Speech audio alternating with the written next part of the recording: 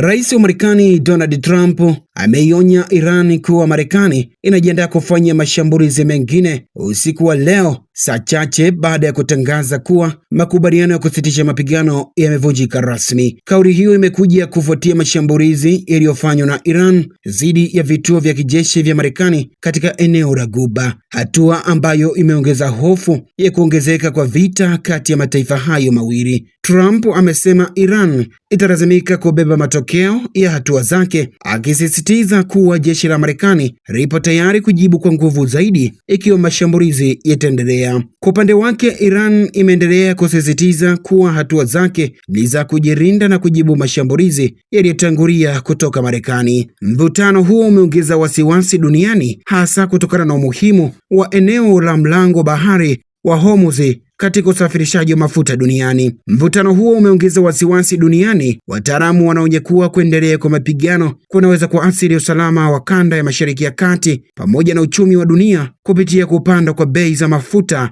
na kuvurugika kwa biashara kimataifa.